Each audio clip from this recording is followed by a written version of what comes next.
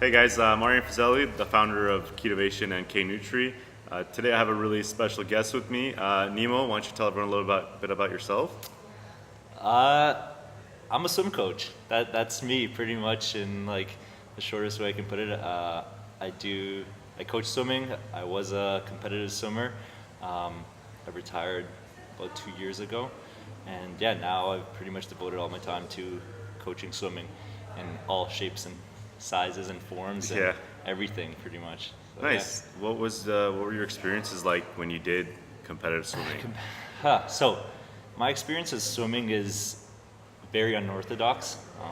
So, with everyone that I've competed with, they had a different upbringing where they started young, they went through the development process, went through age group swimming, and then continued on to like senior level swimming. I started swimming, firstly, I have a twin brother who, when my parents were deciding what sport to put us in, they would like just take us to all the arenas, and so they took us to basketball, hockey, and all that. And then my brother decided that he wanted to do swimming, and you have a twin too, so Yeah. well, having a guy twin, I guess it's a little bit different, but you just kind of follow along sometimes. So I just Of like course. followed suit, and Yeah. I said, okay, I'll just do it as well.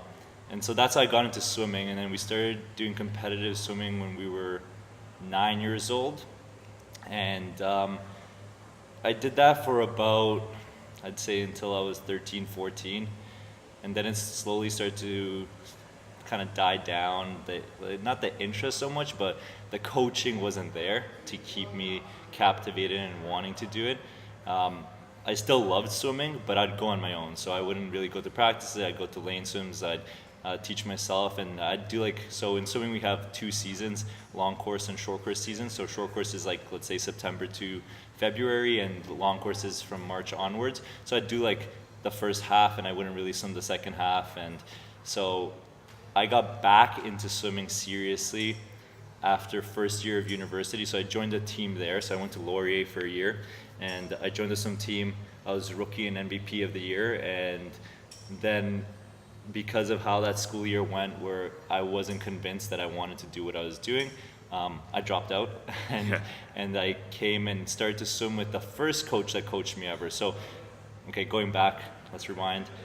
When I was 8 or 9, I had a coach in Toronto that ended up moving away, and then I reconnected with him when I was 19, 20 years old, because he ended up being a family friend, and he was a great coach. And Right. I'm actually really sad that I didn't get to work with him when I was in that age group development. Yeah. But we touched base, and he said, okay, come join us.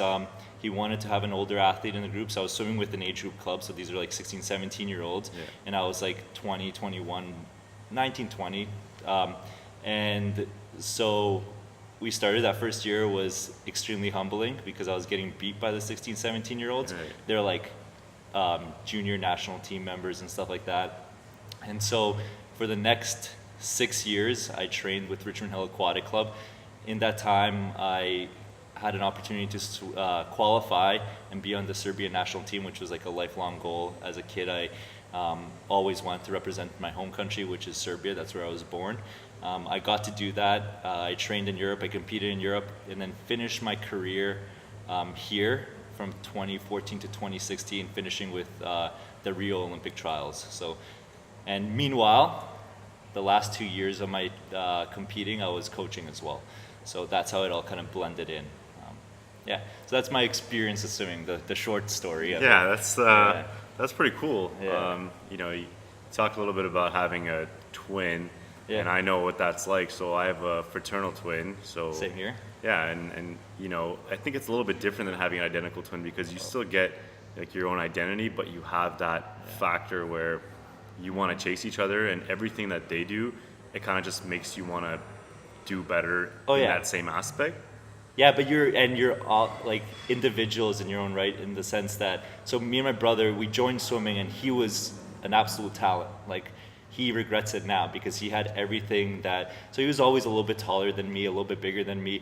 He had bigger hands, size 13 feet when he was like 14 years old, like everything that you needed to do well in swimming, but he didn't have that grind. He wasn't willing to like bite down and work. Like, he wanted it to be like easy and flow. And like, as a kid, if you don't have the right coaching, which we didn't, he wasn't really motivated. And I think if he had the right coaching and I mean, it really says a lot about having the right support and mentorship when you're growing up, to keep you in the sport. But that's how he faded out. He's like, I don't see like myself in this. Whereas I kind of always idolize like the great athletes that I watched on TV. So whether it be swimmers or boxers or runners, you know, like, or basketball players, like any sport, like I thought that was amazing what these people were doing and like the way they looked. I think like when I was a kid, like aesthetic was a huge thing. I was a really skinny kid, still am pretty skinny, but like I didn't want to be like grow up and like be this tall skinny kid.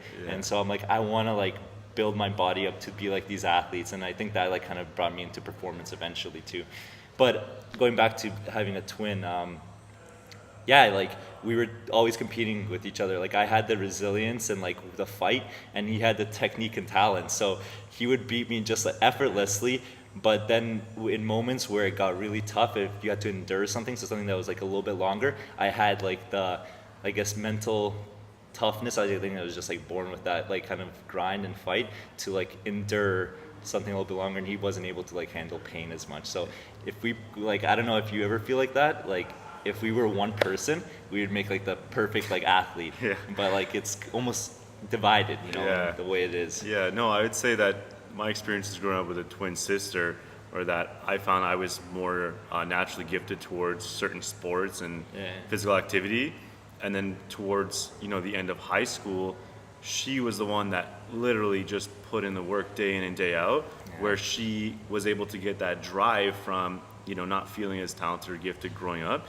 And by the end of university, I was not really playing any sports. I was rarely going to the gym. Meanwhile, she was captain of the varsity rugby team. You know, so that divide really took place, where it was like she was willing to put in the years and years of grunt work that it took to get to that level where, you know, I kind of faded out with sports where maybe it had a little bit to do with being better at a younger age.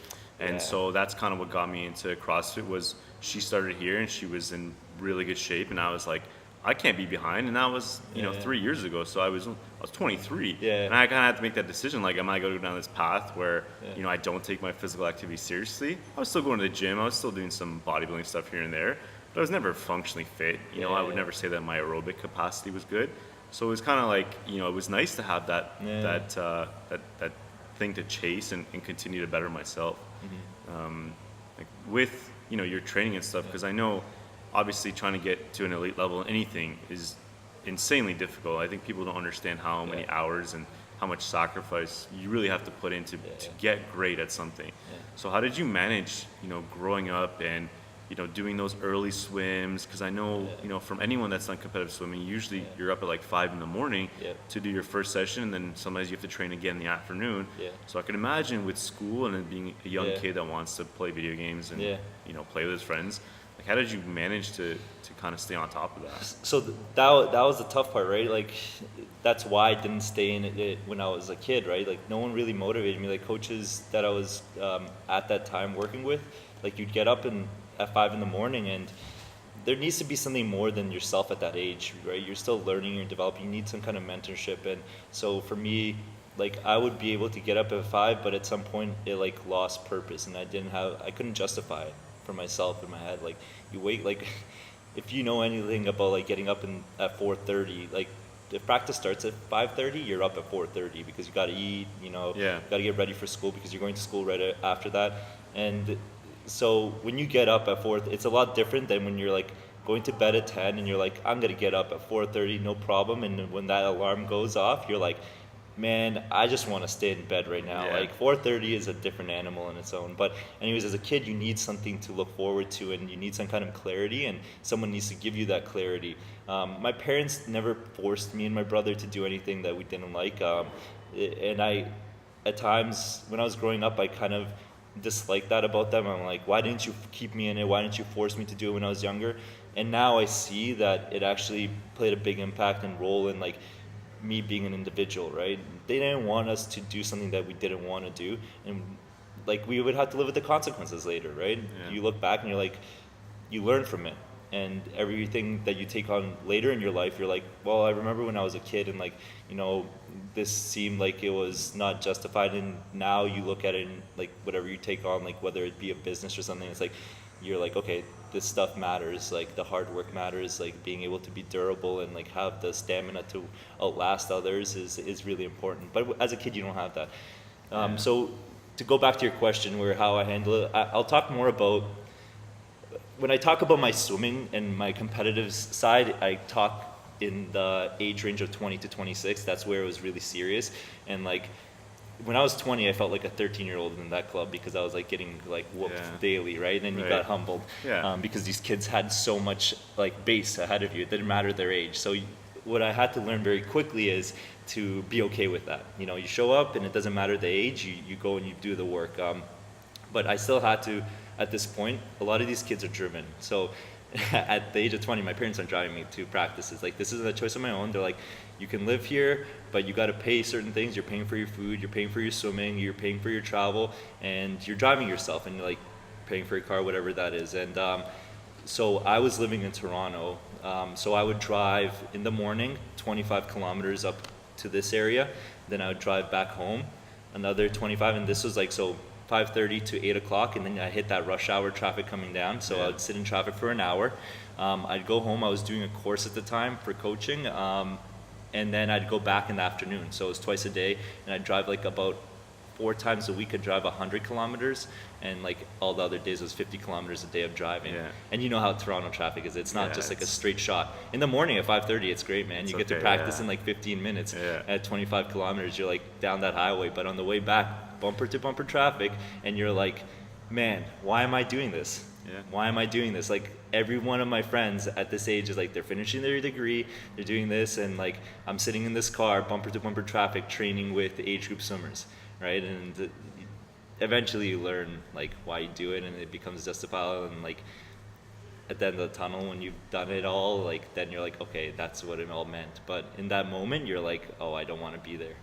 So, yeah, I can imagine that during those early mornings and the drive, or you know, those nights that you're tired and you got to go to training, and you're getting outperformed by people that are much younger than you. Exactly. You start to have your doubts because you're like, why am I doing this? Well, for me, and here's the thing, maybe we won't talk about like how kids are like, oh, video games and all that and juggling that, but at 20 what people don't realize is they're like, so you'll have like people like saying like, well, you're racing these 17-year-olds, and like once you got like, I surpassed them eventually pretty quickly and stuff like that, but they're like, well, you're older. I'm like, try doing this when you're 20, when all your friends are going out on Saturdays and Sundays, and you're like, no, sorry, I'm gonna go train. Like, it's a totally like, there's no video games, but now there's like the social side of things, and you're saying no because you're gonna go train in the morning.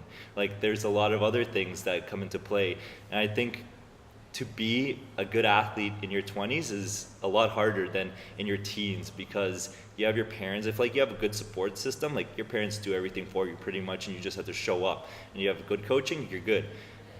But in your 20s, it's all on your own, and like you have to make that decision that you want to go there and do these things, and like when you fail, it's all on you, right? Like when you're a kid, it's still on you, but like, you know, there's like the support system that's readily available, right? So yeah, I think that principle applies a lot to even people who have basic goals, like say they want to go to the gym a few times a week. They're not training to be an elite athlete, but the weekend comes around and a lot of people succumb to peer pressure. You wouldn't think that in your 20s it's a factor, but people, you know, they FOMO, they fear on missing out on certain things, and they sacrifice even the smallest of their goals, you know, whether they're, you know, trying to eat healthy and their friends want to go to a restaurant, eat junk food, or, you know, it's a Friday night and they want to go to this fitness class, this gym class, or they have this sport that they're training for, but they're like, you know what, I'd rather go out. And I think that those decisions never end. You know, whether we're in our 20s or 30s, or you're in your workplace trying to get better, or you're starting a business and you want to grow it, you're always going to have to face these decisions where you get to decide, do I want to become 1% better at something, or do I want to, you know, give in and just go with the flow with whatever else is doing. I think a lot of it is, you know, it's funny because you said the word sacrifice, and I think a big change in my training and even like just development is the vocabulary that you use. So I never looked at it like everyone uses the word sacrifice. It's a pretty good word to use, but the way I look at it now, and I think everyone should look at it, is it's investment. It's an investment. Investments don't always show right away, right? Like, yeah, you'll get like the investment will pay back eventually, but it doesn't at first. It's a risk at first, and that's where people get that word sacrifice. But I think it just okay, this is an investment to me. And so when I decide to stay in and not go out, that's the investment. That's like, paying it, and eventually you get it back, right? Yeah. It's just the return on investment is not right away, right? Yeah, I think that's a good point. I think like changing that vocabulary and looking at something as an investment rather than a sacrifice would help a lot of people. Yeah. I guess stay on track with It's whatever they're automatically doing. negative. Yeah, exactly. It's a negative thing. So and I whatever you want to call it, sacrifice or investment, but that's the way that I've looked at things for a really long time. So when I was in my undergrad, I wanted to become a dentist. That was like my plan. And so, I tried to stay in as much as possible and study and get good grades. And I was balancing that with a job, waiting tables. So for me, I didn't get a whole lot of time to study to begin with. And if I had spent time going out, then all that time is gone. So yes, technically it is, you're sacrificing your time, but you're investing in your future. Yeah. So again, that can apply to literally any scenario. Like you're not sacrificing your Saturday morning by going to the gym. You're investing in your health. Yeah. Which would make you feel better in all aspects of your life. Exactly. Yeah. Cool. I know now, you've done a lot more coaching in the past few years, and you've stepped away from the athlete role, the competitive side, and you still do competitive sports and fitness to keep that drive. But what principles have you kind of learned from that competitive arena that you can now apply to coaching and look at your athletes and try to develop them in certain ways? Yeah, for sure. There's like, you mean like pillars of success and kind of stuff like that. So the way I look at it is there's a lot of things that you need to be a successful athlete or a successful athlete. I think they're one and the same, right? That's a great thing about sport, that what it teaches you. And I think if you're in a good program and you have good coaches, they make you realize that what you learn after sport is that all of these things transcend to the rest of your life. So for me, I carry a lot of what I learned as an athlete and a competitive athlete into my day-to-day life. And if I had to put in like 4 pillars of success, let's put it that way. So you start with intent, right? Like you have this intent to do something, whatever it be, start a business, right? And then with intent, that's the same thing in athletics. You have a goal to qualify for a team, let's say. Then you have to have the vision, right? You have to constantly be visualizing. You have to see yourself doing it, right? You can't, people have intent and goals, and some are, they kind of stray away from it because it's either there's that whole notion of dream big, but I think you have to also be realistic with some things. You have to see yourself doing it, right? It can be a big goal, but you have to be able to visualize yourself doing it. So visualization is a huge thing. So vision is the next thing, the next pillar, let's say. And then the third one would be action, right? So action, whether 2-part, where you write things down, you put what you want to do in this action plan, right? Almost a blueprint, right? And then you get started, the physical notion of doing things. And finally, it's clarity. I think that one is usually forgotten, and it's the one that kind of keeps you on track along the way. So the clarity of whatever your goal is, I want my business to make this much money this year and whatever it is. Having that clarity constantly, right? Because there's going to be a lot of downs, and I think within those 4 pillars, there's a lot of things that fall into it. From my swimming career, what I've learned a lot is learning to fail. I think you hear that often, and I've listened to your last podcasts, and that's a common trend among athletes or whoever you talk to. That failure, learning to fail, is so damn important in life. Yeah. And that's the one thing that me as a coach, I try to send that message daily to my athletes. Be okay with failure. Quitting is a different thing. That's giving up. Failure is not a bad thing. That's where we learn. It's completely okay. I tell my athletes, I don't look at, we're not result based. Yes, that we have to be able to measure things, but I look at effort. And with the effort, sometimes that effort is not going to be enough and you're going to fail. Does it mean you're not successful? Not necessarily, right? But I think failure is a really good, like, important notion to know. Yeah, no, that's so full disclaimer. Justin, who was on the show I last listened week, to his podcast. Justin and I were part of Nemo's swimming program. And going into it, I'm Nemo. Nemo, yeah. So Nemo's coaching program is Sink or Swim. We'll do a little thing at the end in case you guys want to check that out. But going into that, I think Justin's a little bit of a stronger swimmer than I am. But for me, I didn't have any lessons growing up, and I found a lot of discomfort in water. For whatever reason that may be, whether I was embarrassed because other kids were really good at it, or I was just uncomfortable in the water, and I felt that anxiety when I couldn't breathe and when I couldn't be good at something. I think a lot of people do get a certain anxious feeling when they don't know how to do something, or they're not good at something, or their peers are just a lot better than them that they are. That's a lot easier to overcome as a child, because you're not overly concerned about what people think, and you don't fear the consequences, like, right? do you ever see a kid like standing up to learn to walk and they're like, oh, I probably shouldn't do this because everyone's watching me? They go, they stand up, they eat shit, and then they get up. My life's sore. You're good. You're good. I love watching side note, like, I had this thing where me and my friend would go to this Shops at Don Mills, you know where that place is? And we'd watch kids like run and like they get the speed wobbles and fall. And it's hilarious. But it's like they get up and they do it again. And I think I find that funny, but it's also like you can learn a lot from that. Just like watching these kids like get on a bike for the first time and they're like wobbling. I love the ones that are like super courageous. Like they're just like they're like, I don't care, I'm not gonna easily go into this. I'm gonna go full speed and just like crash, and then like they fall and then they get back up. They're always pushing the boundaries. Like they'll climb trees and they're not overly concerned about what's gonna happen. Fall, like they're adventurous, which is why they learn so quickly. And it's funny, like there's obviously a lot of studies done, but even just real life experience. There's videotapes of my twin sister and I when we're learning to crawl and walk.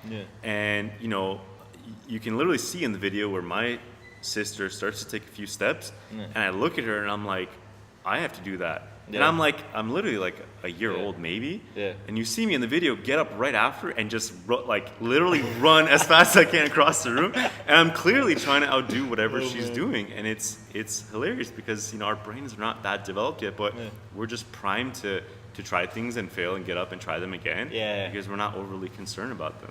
So that's crazy. I wonder that's a really good point. I wonder if anyone's like really studied that, like just like competitiveness among like 1-year-olds. Like, because you probably you saw it. It's very visual. You can see when someone's competitive. Like you stood up and like you're like, I got to do this. Like whether I don't know, maybe you were just chasing after and be like, but you did something. Something triggered off, right? And I think nuts. There's probably some cool. We'll look into some cool twin studies because I'm sure that's the closest way to measure that, right? Yeah, for sure. So taking a step back and kind of moving from athletes and that development, for an average person, say because I know there are people out there who are poor swimmers, like they haven't grown up swimming and they're incredibly uncomfortable around water. And I think when you see a lot of drownings, it really starts to make you aware and conscious of how important it is to be better at swimming, especially where we live in North America. Everyone goes to lakes, cottages, beaches. You're around water a lot in the summertime. So what advice would you have for people who are embarrassed to start swimming, or maybe they're weak swimmers and they again are just embarrassed or worried about not being able to get better at it? Yeah, so that's a really good question. It's a tough one to answer, to be honest, because I'm just starting to dabble in that, right? To answer those questions, that's pretty much the solution. One of the solutions that Sink or Swim is trying to solve, right? To break that taboo of learning to swim at an older age. There's programs out there that are offered where learn to swim adults and stuff, but I think the structure of them is usually so poorly designed, whether it be the coaching staff is young, right? And like as an adult, like if you're getting coached by like a teenager, like I don't know, if I didn't know something and I like was getting coached by someone that's a lot younger than me, it'd be really hard for me to step into like that environment. Whereas with Sink or Swim, what we're doing is we have coaches that okay, well, the age difference is pretty big with some people, but we try to have coaches that are a little bit older, that aren't children, that are adults, or deemed adults by their age, right? And I think my advice to any adult that wants to learn to swim and has that like kind of nervousness of entering the environment, again, it's just like finding the right program. Like there isn't like anything that I can say, because to me it's an irrational fear, you know, to say like, well, why are you scared? Like, go and learn. Like, I'm not like, it's not embarrassing, but like I also know for myself, like when I joined the CrossFit like environment, there was certain movements that I didn't want to try. You have a bee right on your head. I don't want you to swallow up while we're doing this talk. There's definitely like muscle ups, for example, are a big one, right? Like, especially when you come with like other abilities. Like I didn't come in here like just off the couch. I came with like a pretty good background in athletics, and then everyone was like, whoa, Nemo like can do this and this, and they're like, and then muscle ups came up, and I'm like, I don't want to be in that position that there's something that I can't do. And you eventually learn that you just have to like go and do it, and like and it's okay to fail at it. So going back to your question, it's like that irrational fear, it's like, it's hard. That's why we're trying to create a structure that is like welcoming to everyone and to all adults, that from all levels, right? We get the most common question we get for Sink or Swim right now with adults is like, what's the appropriate level to start? Like, do I have to know how to do this? And then some people are like, you know, like we tell them, yeah, like you're good to come, and they're like, but you know what, I don't know how to swim. I'm like, no, that's completely fine. Like you actually don't need to know anything about swimming. Like I don't even care if you've never showered and never touched water in your life. Like come out, right? And I think once they get there, when you can like actually get them, they've like learned that it's not that bad, right? But it's getting them through your doors and getting them to understand that it's okay to not know how to swim, you know. Comfortable environment, I guess. But I think that's the one thing that most people try to tell me is like, just get comfortable being in water. You know, be comfortable in that environment. And obviously it's easier said than done, but you know, to take the steps towards that. When I was at York, I was doing my undergrad degree, and as a part of the kinesiology program, we had to do what were called practical courses. And so these practical courses were sport-based, so you could take, you know, baseball, you could take wrestling, and they had one called pre-swim. And so pre-swim was for people who have had almost zero exposure to swimming. They were either afraid of swimming or they just didn't feel comfortable in water. Now, I did that with two of my friends who also were weak swimmers, which was great. You know, we had a good support system in that class. But there were people in that course who were 19 years old, 20 years old, that had never jumped in a pool of water. I'm talking about a lake, you know, a swimming pool, like literally anything. So we had one girl in the class who had this irrational fear of jumping in the pool. And so you take a step back and you're like, whoa, like that must have been really, really hard. And so I remember that, you know, towards the end of the course, everyone would just start, you know, clapping and cheering her on, and she took the dive. It was in the shallow end, and she plugged her nose and she jumped in, and it was like, it was groundbreaking for her, you know, and that was her journey. So I think another thing for people is, you know, yes, you may look at your skill level and go, man, there's a lot I can learn, or like I'm so far behind, but like you gotta just focus on whatever your own journey is. Like you may not be at that level, but everyone's just at their own levels trying to get better. That's sometimes easier said than done, right? Like we can say all these things all the time, but again, I think with whatever you're like, you know it from like Ketovation and stuff like that, and getting people to actually start doing a keto type diet, right? And like eating keto and like following and being consistent, like what you're saying is be consistent, stay focused, be consistent. I'm not sure now, but I know stay focused, be consistent. Like there's a lot of like things that lead up to that very moment of like, okay, finally, like even like with losing weight, for example, right? Like some people don't do it because they're embarrassed of like their size, right? Of like, you know, going through that embarrassing like the steps. I think it's people like us. It's our job to shed the light that it's okay, and that's the best advice. Like I don't think I can give advice to anyone that has an irrational fear. I think like people go and see specialists for that, and like they get them through those fears. But we can shed the light on something like learning to swim at a later age. It's like you know, we put out a lot of media out there. Like there's like people just like you that are doing it, right? It's crazy. Like Canada has like 400 to 500 people that drown every year, unintentional drownings. That's scary. That's a large number of people, and like, okay, there's different percentages for everything, and I'm not talking about like with alcohol consumption. These are people that like just like fall in. Like 19% of them are people that just fall into the like a body of water and drown right there. And the funny thing is, I mean, it's not funny, but like people think that when someone's drowning, it's like you'll see it. You don't see it. Yeah. They fall in, their airways get filled with water. You don't hear like in Hollywood movies like someone like thrashing for help. They're down. Like they're in, they're under. Like I worked as a lifeguard for a certain amount of years, and I worked at the wave pool, right? And the wave pool they bring camps, like kids that have never like swam, and you test them and you're like, okay, are you able to do this and this? And they're like, some of them lie, right? And then they go into like the deep end and you just see them go under, like so quick. It happens like this, right? But anyways, going back to that, it's just like educating people, right? And that's what it is. It's shedding light on the matter and not necessarily being like, be better as a person, like, you know, like you shouldn't have this irrational fear. No, it's our job to like shed the light on that, and hopefully it will grow and people will start to understand it more and more, right? Yeah, that's awesome. And that's, you know, our motto has always been to stay focused and be consistent with that. You know, we talk about that literally on every podcast and all of our videos. It's, you know, we try to implement that as much as possible, because whether you want to get good at something or you want to get great or something, or you want to overcome something you don't think you're able to do, literally you just have to stay focused on that goal and try to be as consistent as possible over a long period of time.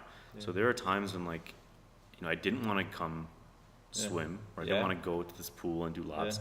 And I was like, well, if I just show up and I do 20 minutes even, you know, if I do like a couple laps and do some drills, I'm still better than where I was if I had stayed home. You know, you're talking about zero progress versus 1%.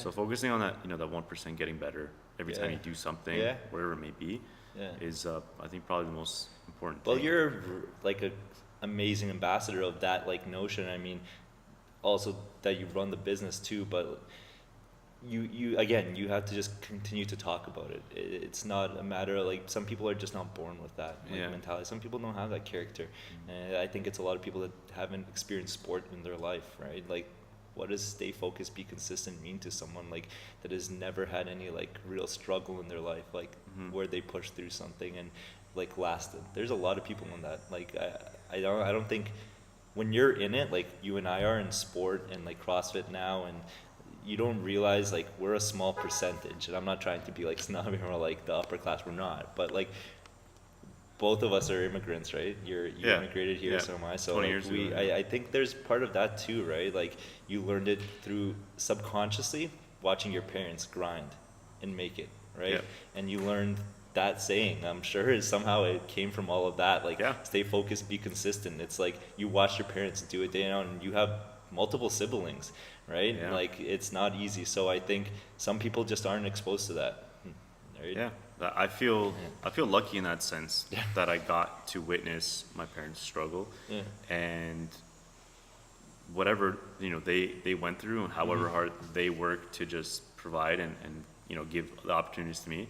That's easily my biggest driving factor into, you know, either growing a business, helping and servicing other people, or, you know, trying to stay on top of my fitness and my health goals. Like, I just think that I owe that much, that, you know, having, you know, and being grateful for the opportunities that I have.